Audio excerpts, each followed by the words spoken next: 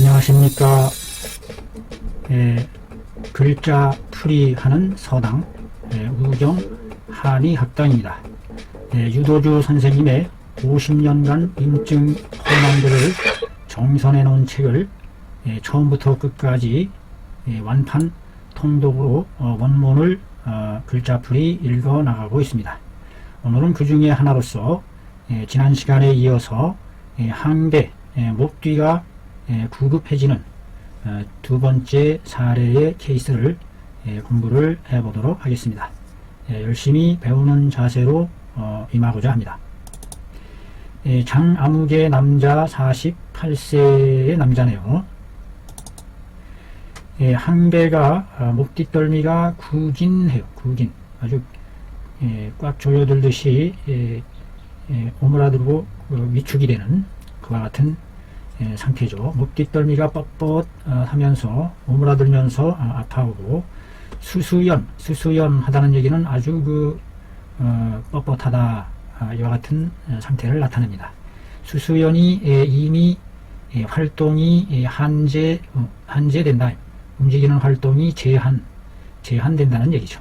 제한됨이 있다.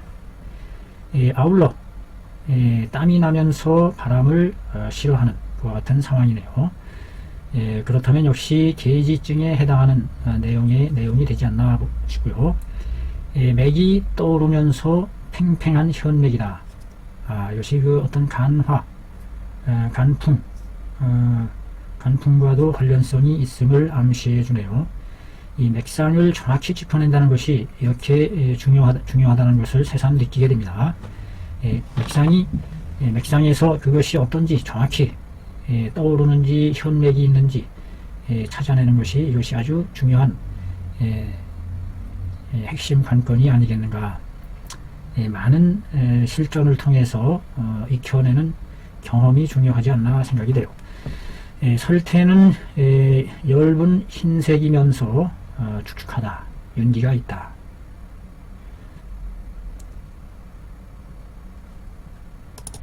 자, 이에 대해서 윤호께서는 어떻게 변증을 내렸을까요? 여러분 같은 경우는 어떤 증으로 변증을 내렸을까요? 내렸을지 궁금합니다. 각자 나름대로 증을 변증해내는 그 공부를 해보는 겁니다. 윤호께서는 변증하기를 뭐라고 했다. 태양경에 중풍하여 태양경이 바람을 맞았다. 바람을 맞아서 태양경의 경수가 원활하지 않은 증이다. 역시 그 태양경병으로 보는 거죠.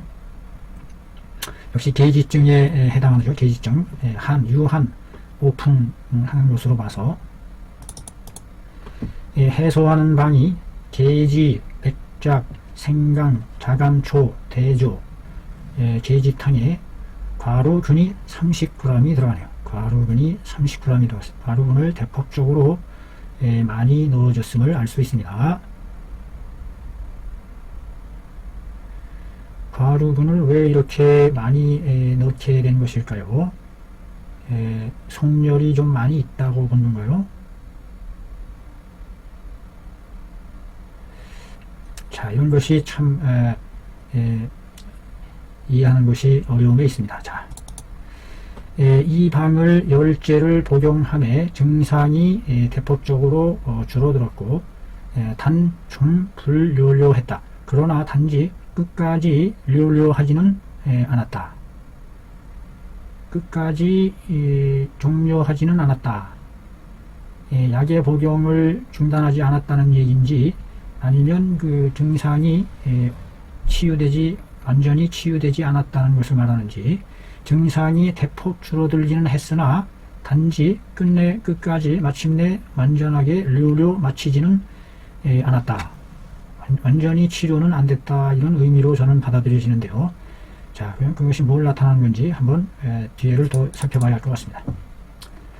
왼쪽의 측면, 좌측 목 부위가 여전히 때때로 산통을 시리고 저린 통증을 발하고, 아울러 몸이 피로하고 그 팔다리가 힘이 없는 것을 드러내 보이고, 속이 무력하더라. 힘이 없다. 속이는 폐기가 왕성하지 않고 호흡이 왕성하지 않으면서 힘이 없다, 이런 뜻으로 저는 해석하고 싶습니다. 여기서 기가 의미하는 것이 폐기 호흡을 가리키는 것이 아닌가. 단기, 속이 단기보다는 조금 더 완화된 상태로 보여지기도 합니다. 그 맥을 살펴보면 연하고 크다, 연하고 크면서 힘이 없다. 참 이런 맥상의 묘사에 대해서는 감이 안 옵니다. 도대체 이것이 어떤 형태의 맥상을 말하는 것인지. 연하면서 크게, 그 파동이, 맥의 파동이 크게 오기는 오는데 노을물처럼 오는데 힘이 없다. 팽팽하거나 긴장된 감은 없다. 이런 의미인가 보죠. 맥이 뭐 뜬다든지 뭐 하다, 이런 내용이 없고요. 자, 어떻게 변증을 한 것일까? 변증하기를 정기와 허한 사기가 머물러서 정허사유하야. 바로 정.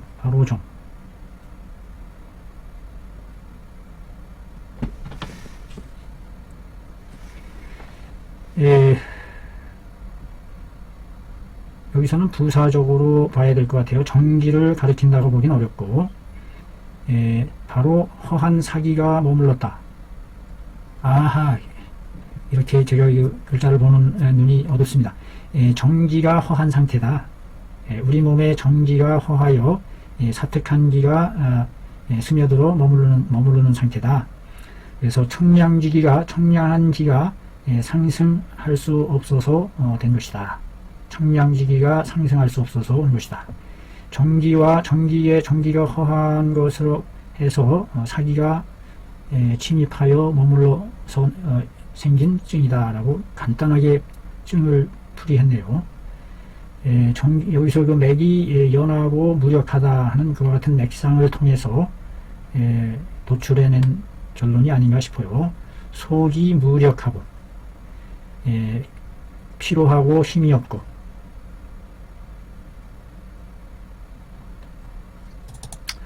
자, 이것을 풀어내는 해소방이 뭘로 사용했을까요? 정기가 허하다는 것을 근거로 해서 정기를 북돋아주는 약재를 많이 사용하지 않았을까 싶네요. 그렇군요. 당삼, 황기, 백출, 자감초, 당귀, 진피, 승마, 시호도 들어가네요. 시호. 갈근이 들어가야 되겠죠. 기육을 풀어서 위아래로 소탕시켜줘. 생강, 대조. 주로 그 기를 강력하게 보완해주는 당삼, 황기, 백출, 이와 같은 약재를 많이 썼고, 위로 끌어올려주는 승마, 목 부분으로 끌어올려주는 승마도 함께 넣었고, 생혈 활혈제로서 당기도 함께 집어넣고, 대추 역시 그 보혈 아주 중요한 약재로서 대추를 7매를 집어넣고, 이 방을 복용하기를 6제의 이름에 이상의 여러 증상이 확연히 quickly 빠를 곽자입니다. 빠르게 나을 주 났더라. 6째 만에 이 사람이 구급한 것이 그냥 풀려버렸어요. 자, 분석하는 글. 계지에 갈근을 더한 탕은 보방에 해당한다. 아울러 여기에다가 보중 이끼탕을 적용했는데 이것은 시방에 해당한다.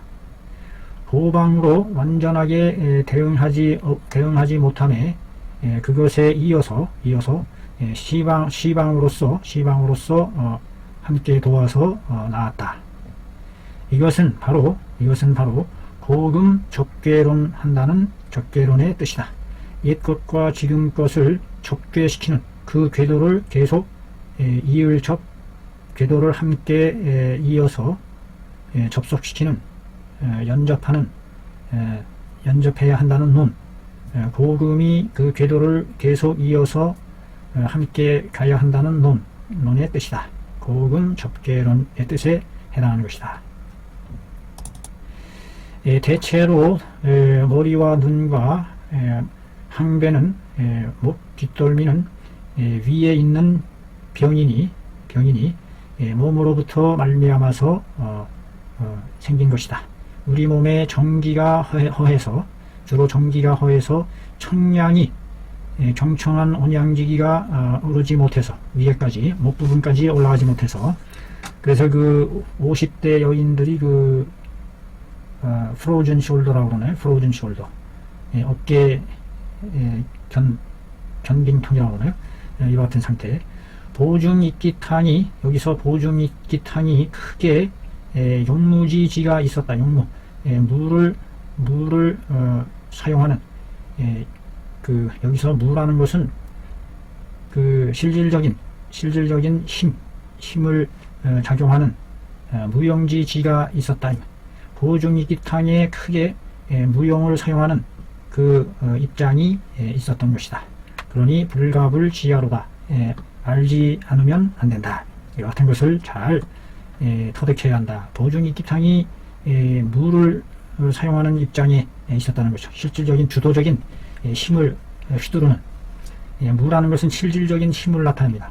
무는 추상적인 철학적인 이상적인 개념을 나타내고 무력을 나타내는 거죠. 무력, 고난, 실세.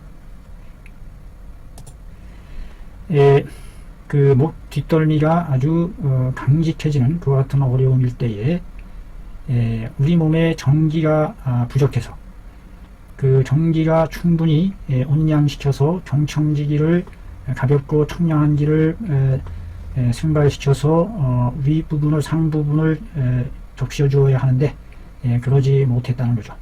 그 핵심적인 원인이 정기가 부족했던 것이다. 그래서 그 정기를 북돋아주는 그 핵심 주도력을 발휘한 것이 바로 보중익기탕을 주방으로 삼았고 고방에 계지탕을 함께 계지갈견탕을 같이 협조해서 접궤해야 한다는 논이죠. 옛 보와 금을 궤도를 연결시켜 나가는 함께 병행해 나가는 그와 같은 의논을 견지해 나가고 있음을 알 수 있습니다. 대단히 합리적이고 현명한 발전적인 의안이라고 여겨집니다.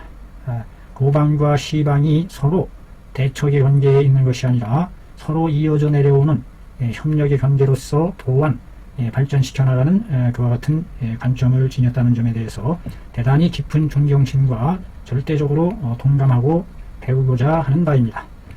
대단히 수고하셨습니다. 좋은 공부였습니다.